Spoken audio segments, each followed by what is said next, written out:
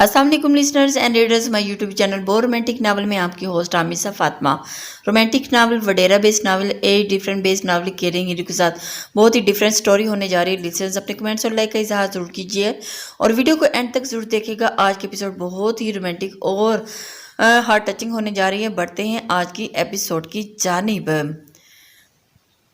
उनके स्पार्ट लहजे में इंतहा से ज्यादा शर्त महरी थी। बगैर कुछ सुने वहां से जा चुके थे। झुके कदों से समेत दयार खान, उनके बाद नोफेल भी जा चुका था। ओ अलमीर भी इन सब के अंदर मजीद हवेली नहीं हो सकता था। वो जानती थी आज से वो हवेली वालों के लिए मर चुकी है। पानी लाओ बी जान ने बेजारी से सर घुमाया।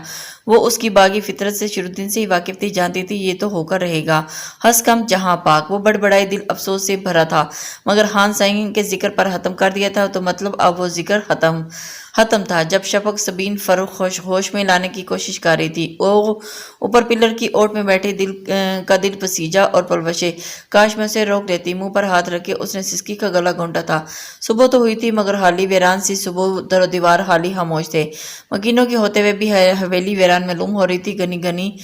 घनी घटाएं आज आसमान का अहाता कर चुकी थी। शायद अभी किसी के मुकद्दर में मजीद स्याही भरनी थी। आलमगीर खान कल से अपने कमरे में नहीं निकले थे। बीस जान जरमीने के साथ थी और फरा खानम एक पल को आंख ना लगी थी।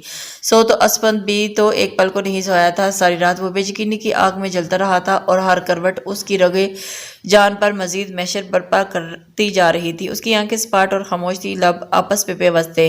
धड़क धड़क कर दिल का बुरा हाल हो रहा था। आहर बेबसी थी। बेबसी से वो उठ बैठा। सर हाथों में दिए सिसक उठा था। वो 29 साल का मर्द हजारों की तरह रो रहा था। क्यों क्यों क्यों अल्लाह, मेरी मोहब्बत तो सच्ची थी ना। फिर ए अल्लाह, वो कैसे ऐसा कर सकती है।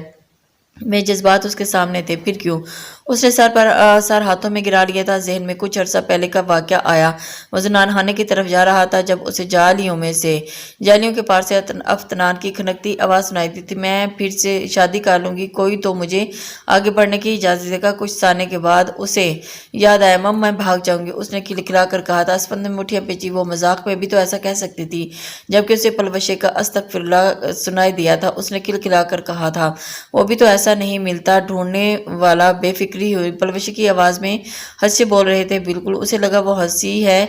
उसे कुछ सुकून महसूस हुआ। उसे लगता था वह मजाक कर रही थी मगर उसके वहमो गुमान में भी नहीं था कि ये सब सच होगा। क्यों किया तुमने ऐसा? क्यों? मैं तुम्हें रोकता तो नहीं। वो बेबसी की इंतहा पर था। उसका हाथ वो संगदिल अल्फाज आंखों के सामने घूम रहे थे। वो रात उस पर क्यामत की रात बनकर टूटी थी। सारी रात वो खामोशी से कुलिस्ता रहा और